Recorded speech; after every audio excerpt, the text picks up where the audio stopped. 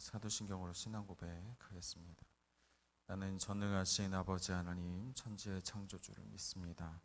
나는 그의 유일하신 아들 우리 주 예수 그리스도를 믿습니다.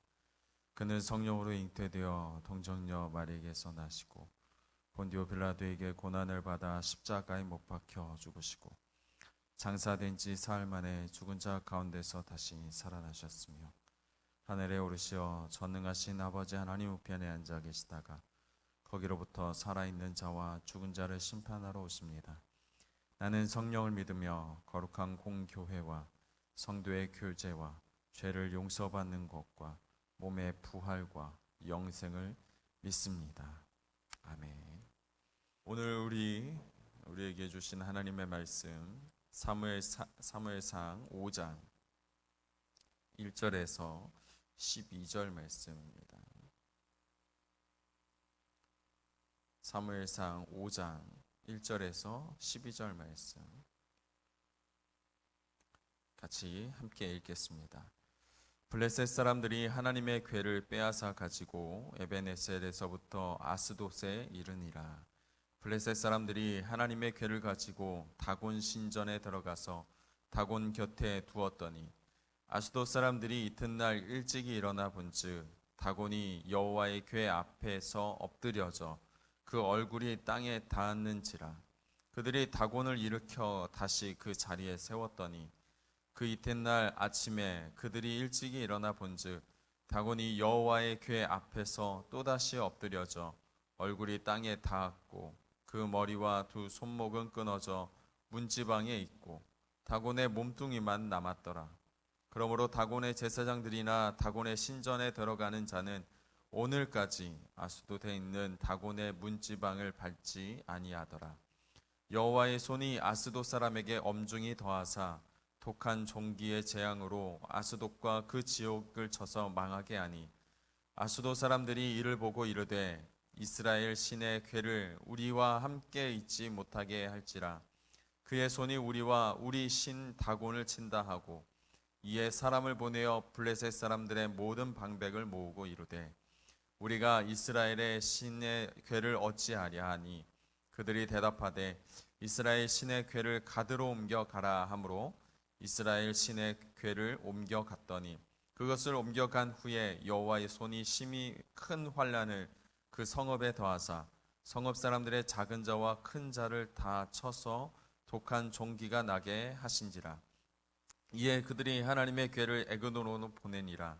하나님의 궤가 에그론에 이른즉 에그론 사람이 부르짖어 이르되 그들이 이스라엘 신의 궤를 우리에게로 가져다가 우리와 우리 백성을 죽이려 한다 하고 이에 사람을 보내어 블레셋 모든 방백을 모으고 이르되 이스라엘 신의 궤를 보내어 그 있던 곳으로 돌아가게 하고 우리와 우리 백성이 죽임 당함을 명하게 하자 하니 이는 온 성읍이 사망의 환난을 당함이라. 거기서 하나님의 손이 엄중하심으로 죽지 아니한 사람들은 독한 종기로 치심을 당해 성읍의 부르짖음이 하늘에 사무쳤더라. 아멘. 고난을 겪는 사람들이 결국 자신의 이런 문제들 모든 것을 포기하게 되어지는 이유가 무엇입니까? 그것은 그들이 절망하기 때문입니다. 절망하지 않고 그들이 삶의 소망을 가지게 되면 그 아무리 어려운 상황 가운데 있을지라 한다 하더라도 해결해 나아갈 수 있죠. 사방이 꽉 막힌 그런 상황 가운데 있다 하더라도 하늘이 열려 있다라는 것을 기억한다면 그들이 당하는 고난, 그 고난의 상황은 극복할 수 있고 그들은 삶에 대한 소망을 가질 수 있습니다.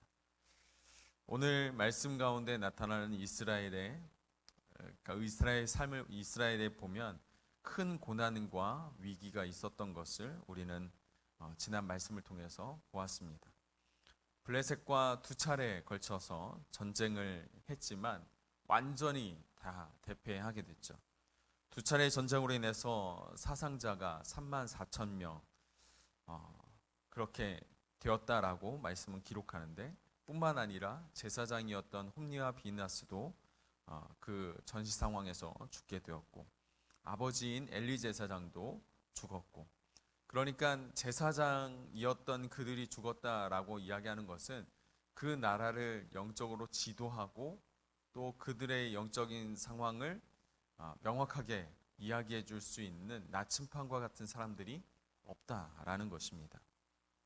굉장히 혼란스럽죠. 마음이 아마 심신이 굉장히 불안했을 것입니다. 뿐만 아니라 그들의 어떤 정체성, 하나님과 우리와의 이 관계를 대변해 줄 수 있는 아주 중요한 하나님의 궤가 전쟁 가운데 빼앗겨서 블레셋 사람들 손에 들어갔다라는 사실, 이것은 굉장히 큰 문제죠. 비느하스의 아내가 임신 가운데 있다가 이 소식을 듣고, 물론 시아버지와 또 자기의 남편이 죽은 것도 애통하지만 하나님의 궤가 빼앗겼다라는 소식을 듣고 굉장히 큰 고통 가운데 아이를 낳게 되죠. 그것으로 인해서 그 아이의 이름을 이가봇이라고, 심지어 하나님의 영광이 떠났다라는 아이의 이름을 지음으로 인해서 그 아이의 이름을 그렇게 진 것도 있지만, 그 이가봇이라는 단어를 통해서 이스라엘이 지금 현재 처해져 있는 이 상황이 이러하다라는 것을 말씀은 보여주고 있는 것이죠. 하나님의 영광이 떠난, 하나님과의 그 관계가 완전히 단절된 듯한, 하나님의 은혜가 없는, 하나님의 보호하심이 느껴지지 않는 그런 상황 가운데 처해져 있는 이스라엘이 오늘 말씀 가운데는 계속해서 드러나고 있는 것을 보게 됩니다. 더 이상 그들이 할 수 있는 것은 아무것도 없습니다. 이제 그들이 뭔가를 행동으로 취하는 것 자체가 더 상황을 악화하게 만드는 것 같아 보입니다. 이제는 그들이 할 수 있는 일, 그들이 할 수 있는 어떤 그 손의 영역은 떠났습니다. 반면에 블레셋은 이스라엘과의 전쟁을 통해서 아주 의기양양해졌죠. 그래서 자신들의 신, 다곤 신이라고 하는 그 신상 옆에 하나님의 궤를 갖다 놓습니다. 이렇게 전리품, 전쟁의 전리품을 다곤 신상에다 갖다 놓은 이유는 이런 거죠. 하나님, 그 이스라엘의 신 여호와 하나님을 우리가 무찔렀다. 우리가 믿고 있는 다곤 신이 이 하나님, 여호와 하나님을 믿고 있는 이스라엘을 이겼기 때문에, 그렇기 때문에 다곤 신이 여호와를 이겼다라고 이야기하는 것이죠. 그래서 하나님의 그 언약궤를 다곤 신상 옆에 갖다 두었던 것입니다. 블레셋 사람들은 이 다곤 신은 그 당시 풍요의 신으로 불렸습니다. 풍요의 신이었던 이 다곤이 하나님을 이겼다라고 생각하게 되죠. 그렇지만 오늘 말씀을 보니까 하나님의 그 엄중하신 손이 그들을 심판했다라는 것을 우리는 말씀을 통해서 볼 수 있습니다. 하나님의 그 엄중하신 손, 그것은 오늘 말씀 3절 말씀에도 보면 알 수 있듯이 다곤 신상이 하나님의 그 궤 앞에 엎드려지게 됩니다. 그러니까 전쟁에서 이겨서 하나님의 궤를 다곤 신 옆에다 놨더니 그 다음날 봤더니 다곤 신이 하나님의 궤 앞에 엎드려져 있는 것이죠. 여러분, 하나님의 궤 앞에 엎드리다라는 이 그 행위는 완전한 복종을 이야기해요. 그러니까 왕 앞에 신하가 완전히 엎드려져서 이렇게 있는 것, 완전한 복종. 그러니까 다곤 신이 하나님의 궤 앞에 완전히 복종한 자세로 엎드려져 있는 것이죠. 가능치 않은 이야기입니다. 그런데 블레셋 사람들이 다음날 이렇게 와보니까 다곤 신이 이렇게 엎드려져 있거든요. 아마도 오늘 말씀에는 다시 그 신상을 다시 세워놨다라는 것을 봤을 때 아무렇지도 않게 생각한 것 같아요. 바람에 휘날려서 신상이 넘어졌나 보다. 뭐 어떤 일이 있어서 뭐 이렇게 엎드려졌나 보다. 좀 이상하긴 하지만, 그렇지만 충분히 그럴 수 있겠다라는 생각으로 다시 세워놓은 것이에요. 그랬더니 그 다음날 어떤 일이 벌어집니까? 4절 말씀에 다곤이 여호와의 궤 앞에 또다시 엎드려져서 얼굴이 땅에 닿았고, 뿐만 아니라 머리와 두 손목은 끊어져서 문지방에 있었다. 그 손목이 끊어졌다라는 그 의미는 이 그 손의 능력을 이야기하는 것이죠. 이 손은 능력을 이야기하는 것입니다. 그러니까 손목이 끊어졌다라는 것은 다곤이 가지고 있는 능력, 다곤이 가지고 있는 그가 가지고 있는 어떤 풍요라고 이야기하는, 또 폭풍이라고 이야기하는 그 능력이 다 끊어졌다. 하나님 앞에서는 그 능력이 아무것도 아니다라는 것을 명백하게 보여주는 것이, 그러니까 가능하지 않은 것입니다. 아무도 없었는데 그곳에 그 신상이 엎드려진 것뿐만 아니라 그 다음에는 머리와 손목이 다 끊어져서 그렇게 문지방에 있었다라는 것. 이것을 통해서 우리가 알 수 있는 것은 하나님 앞에 그 어떤 신은 다 무능하다라는 것을 우리가 볼 수 있죠. 하나님 앞에서의 그 나라의 우상은 무능한 것입니다. 아무런 힘이 없는 것이에요. 하나님 앞에 그들은 그냥 무가치한 나무이거나 돌이거나 그런 것입니다. 그것을 블레셋 사람들이 그것을 보고 알기를 원했죠. 그래서 하나님은 그런 일들을 행하시는 것입니다. 누가 행했겠어요? 거기에 뭐 이스라엘 첩자가 있겠습니까? 뭐가 있겠습니까? 다 죽었는데. 군대들도 다 죽어서 아주 그냥 혼비백산하면서 다 도망친 그 마당에 누가 그 일들을 하겠어요? 하나님 외에는 그것을 할 자가 없는 것이죠. 다곤 우상만 부러진 것이 아니에요. 오늘 말씀 6절 말씀을 보니까 블레셋 사람들의 그 도시들 가운데 독한 독정이 나타났다라는 것을 말씀은 이야기합니다. 6절, 여호와의 손이 아스돗 사람에게 엄중히 더하사 독한 종기의 재앙으로 아스돗과 그 지역을 쳐서 망하게 하니. 블레셋 사람들은 이 일로 인하여서 자신들이 그 하나님의 언약궤를 빼앗아 온 일로 인하여서 그들이 고통과 두려움 가운데 휩싸였다라는 것을 말씀은 기록합니다. 그들은 하나님의 손에서 벗어날 수 있는 방법을 찾지 못해요. 그리고 그것으로 인해서 두려움과 절망을 느끼게 됩니다. 분명히 이스라엘과의 싸움에서 그들은 완전히 승리했는데, 그래서 전리품으로 그들이 믿고 있는 하나님, 그 하나님의 언약궤, 그들이 어떤 이 하나님의 언약궤에 대한 생각을 나라의 어떤 보물로 정도로 생각하고 있는, 그 엄청난 것을 빼앗아 와서 자신의 어떤 그 위신, 자신이 믿고 있는 그 신의 어떤 위상을 드높이고 자신의 어떤 민족적인 정신들을 드높인 것에 대해 아주 자랑스럽게 생각하고 그것을 해왔는데, 그런데 하나님의 그 언약궤 앞에서는 아무것도 할 수 없다라는 것을 그들은 경험하게 되는 것이죠. 하나님의 언약궤 앞에서 아무것도 할 수 없어요.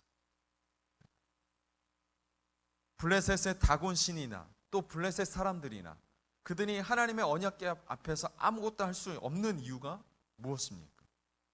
그것은 11절 말씀 가운데 그 이유를 적고 있죠. 11절, 이에 사람을 보내어 블레셋 모든 방백을 모으고 이르되 이스라엘 신의 궤를 보내어 그 있던 곳으로 돌아가게 하고 우리와 우리 백성이 죽임 당함을 면하게 하자 하니 이는 온 성읍이 사망의 환난을 당함이라.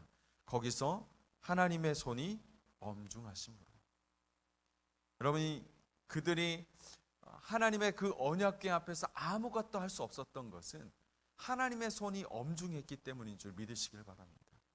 이 하나님의 손, 하나님의 그 엄중한 손이라고 이야기하는 이 단어, 엄중한 손이라고 하는 단어는 히브리 성경에 카부다 메오드 야드라고 이야기하고 있어요. 카부다 메오드 야드. 그냥 이 말을 그냥 직역해서 이야기를 하자면 무엇인가에 무겁게 짓눌려져서 숨도 쉴 수 없는 상태를 이야기하는 거죠. 하나님이 그들 가운데 엄중한 손을 더하셨다라는 것은 하나님의 손이 그들 가운데 임하게 하시는데, 그 하나님의 손이 너무나도 그 능력이 엄청난 것이어서 그들의 그 하나님의 손이 그들 가운데 이렇게 짓눌겨져서 숨도 쉴 수 없는 상태 가운데 그들이 놓여졌다라는 것을 이야기하는 것입니다. 하나님을 의지했던 이스라엘, 그 이스라엘은 이방 사람들 앞에서 무기력했죠. 그들은 아무런 힘도 못 썼습니다. 반면에 이 이스라엘과 상관없이, 이스라엘의 의지와 상관없이 하나님의 그 위대하신 손, 그 엄중한 손은 그 모든 열방을 다스리시기에 부족함이 없었다. 그 이방신들뿐만 아니라 이방신을 믿고 있는 그 모든 이방 방백들은 하나님 그 여호와의 그 위대한 손 앞에 아무것도 할 수 없었다라는 것을 말씀은 우리 가운데 보여주고 있는 거죠. 사랑하는 성도 여러분, 여러분 고난 중에라도 절망은 하지 마십시오. 절망할 시간이 있다면 오히려 그 시간에 하나님을 보시길 바랍니다. 하나님의 그 엄중한 손을 기억하시길 바래요. 하나님의 손이 우리를 보호하신다면 그 어떠한 외세의 공격에도 우리를 보호하실 것입니다. 마찬가지로 그 엄중한 손은 하나님을 대적하고 하나님을 무시하고 하나님의 역사를 거역하는 그 악한 세력 앞에 그 엄중한 손이 임할 때 그들은 숨조차 쉬지 못할 거대한 능력을 그들은 느끼게 될 것입니다.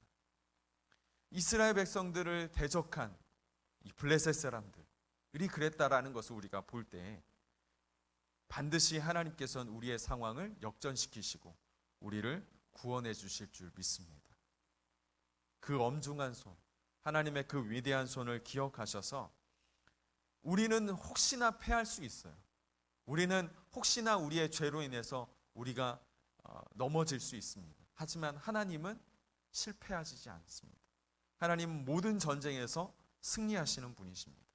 하나님은 하나님을 거역하고 하나님을 무시하고 하나님의 역사를 거역하는 그 모든 이방인들, 이방의 손에서 그들의 손을 다시금 역전시키는 놀라운 하나님의 능력이 하나님께 있다라는 것을 꼭 기억하셔서 하나님이 우리를 붙드시고 계심을, 하나님이 우리를 보호하고 계심을, 하나님은 우리와 함께하고 계심을 우리가 계속해서 묵상하시면서 그 하나님의 엄중한 손을 붙들고 나아가는 여러분들의 삶이 되어지기를 축복합니다. 기도하시겠습니다. 사랑의 주님, 감사합니다. 하나님, 우리를 위해 독생자 예수 그리스도를 우리 가운데 보내주시고 예수님을 통하여 하나님 아버지께로 나아갈 수 있도록 그 모든 길들을, 모든 방법들을 열어주셔서 참으로 감사합니다. 하나님의 그 엄중한 손은 우리를 향해 우리를 보호하고 또 우리를 인도하고 계심을 말씀을 통해서 깨닫습니다. 하나님, 우리는 패할지 모르겠지만, 하나님, 우리는 실수할 수 있고 실패할 수 있을지 모르겠지만, 하나님은 결단코 실패가 없으시며 실수가 없으신 하나님이신 것을 말씀을 통해서 믿음으로 고백합니다. 하나님은 승리하시고 또 그 모든 원수들의 손을 꺾으시고 그들을 다시금 하나님을 볼 수 있도록 제대로 된 참 하나님, 참된 신을 그들이 볼 수 있도록 하나님 저들을 인도하시는 주님, 저들의 모든 의지를 꺾으시고 저들을 실패하게 하시는 주님, 그리고 완전한 승리를 이루어 가시는 주님, 하나님 그 주님을 우리가 다시 한번 말씀을 통해서 보건대 우리가 삶 가운데 느끼는 절망과 좌절을 그 가운데서 소망 잃은 것을 실패를 묵상하지 않게 하여 주시고 그 상황 가운데 우리를 보호하시고 우리를 인도하시는 그 하나님의 엄중한 손을 기억하여서 그 손을 붙들고 나아가는 온전한 그리스도인들 다 될 수 있도록 인도하여 주시옵소서. 우리를 승리케 하시며 또 우리와 동행하여 주셔서 승리의 기쁨을 맛보게 하시는 그 주님을 우리가 마음 가운데 새기면서 우리의 삶을 구원해 주시고 인도하시는 그 주님의 사랑을 기억하면서 주님과 동행하는 우리의 삶이 될 수 있도록 인도하여 주옵소서. 그 하나님의 엄중한 손을 붙들고 놓지 않는 성도 되게 하여 주옵소서. 예수님의 이름으로 기도드립니다. 아멘. 하늘에 계신 우리 아버지여, 아버지의 이름을 거룩하게 하시며 아버지의 나라가 오게 하시며 아버지의 뜻이 하늘에서와 같이 땅에서도 이루어지게 하소서. 오늘 우리에게 일용할 양식을 주시고 우리가 우리에게 잘못한 사람을 용서하여 준 것 같이 우리의 죄를 용서하여 주시고 우리를 시험에 빠지지 않게 하시고 악에서 구하소서. 나라와 권능과 영광이 영원히 아버지의 것입니다. 아멘. 이 시간 우리 함께 같이 기도하실 때 우리의 상황 가운데 우리와 함께 하시는 그 하나님의 엄중한 손을 여러분들 기억하셔서 우리를 보호하시고 우리를 구원하시는 그 손을 붙들면서 함께 같이 기도하시고 우리의 상황 가운데 우리를 비방하고 또 우리의 상황들을 어렵게 만드는 그 악한 영적인 세력, 하나님 그 세력은 반드시 하나님의 그 엄중한 손으로 패하게 하시고 그들의 모든 손을 꺾으실 것을 여러분들 기억하시면서 오늘도 하나님 편에 서 있는 여러분들의 삶이 되어지기를 우리가 함께 같이 기도하며 나아가시겠습니다. 함께 기도하시겠습니다.